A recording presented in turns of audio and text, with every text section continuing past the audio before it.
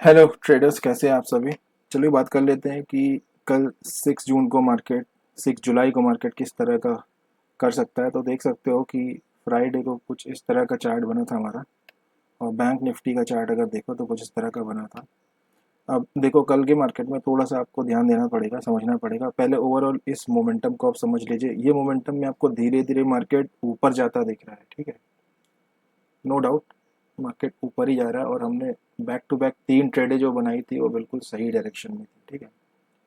अब हम बात करते हैं कि अब यहाँ से मार्केट करना क्या चाह रहा है। देखो, यहाँ से जो मुझे लग रहा है मार्केट यहाँ से अब नीचे साइड आ रहा है, ठीक है। डेफिनेटली ये इस क्लोजिंग प्राइस के ऊपर है, बट मार्केट नीचे आ रहा है। यहाँ पे फ्लैट टू गैप डाउन में हम सेल करने के लिए देखेंगे, मार्केट के साथ जाएंगे फ्लैट टू गैप डाउन में, ठीक है। सेलिंग साइड का कंफर्मेशन भी मिलना चाहिए, इसका मतलब ये बात है, ठीक है। और अगर गैप डाउन में मार्केट कहीं इस क्लोजिंग प्राइस के आसपास खुल गया तो समझ लेना कि बहुत ज़्यादा प्रीमियम पहले से बढ़ जाएंगे, फिर ज़्यादा नहीं बढ़ेंगे पुट साइड के, फिर हम रिवर्सल का देख सकते हैं, ठीक है।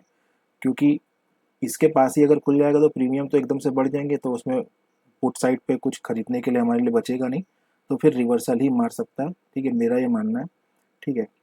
और क्या होगा अगर देखो, फ्लैट अगर खुलता है तो एक कन्फ्यूजन और है कि फ्लैट में मार्केट थोड़ा सा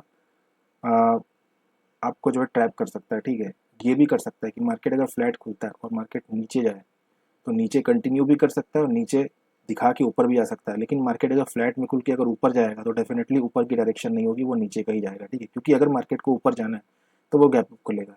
अब गैप अप के केस में भी आप एक चीज़ समझ लो, गैप अप अगर देखो 78,000 के आसपास अगर कहीं खुलेगा तो ये राउंड नंबर को टारगेट करते हुए अपसाइड जा सकता है। इसके आसपास खुले या इसके ऊपर खुले तो ये ऊपर के जो सेलर को ये ओपनिंग ही यही दिखाएगी कि ये जो ऊपर के सेलर है उनको ट्रैप कर रहा है, ठीक है। फिर हम बाई साइड के लेंगे। लेकिन ऐसा भी हो सकता है कि थोड़ा बहुत गैप अप खुल के सेलिंग आ जाए, ठीक है। क्यों? वो तब किस केस में होता है? वो उस केस में होता है कि मार्केट को नीचे जाना है बट यहाँ पे रैंडम सेलर आ जाते हैं, ठीक है।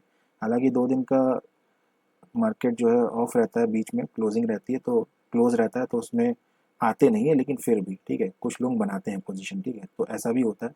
तो अगर मार्केट गैप अप खुला और डाउन साइड जाने लगा तब भी हम इस क्लोजिंग प्राइस के लिए या इससे थोड़ा और नीचे के लिए हम पुट साइड ले सकते हैं।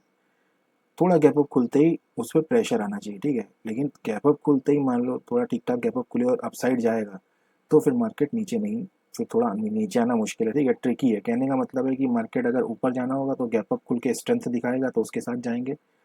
नीचे आना होगा तो गैप अप तब भी खुल सकता है लेकिन वो वीकनेस दिखाएगा, तो हम नीचे की बना लेंगे। लेकिन फ्लैट खुलता है तो वॉलेटाइल हो सकता है, ऊपर जाके फिर नीचे आ सकता है ना। और नीचे के केस में डायरेक्टली नीचे जा सकता है।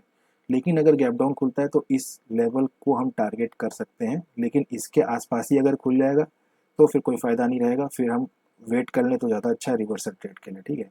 अब रिवर्स जाए ना जाए वो एक अलग बात है, लेकिन फिर हम जो है पुट साइड का नहीं ले पाएंगे। ये मेरा कल का जो है प्लान। तो यही मेरा एनालिसिस है। देखते हैं कल किस तरह से मार्केट बिहेव करता है। मिलते हैं नेक्स्ट वीडियो में। जय हिंद।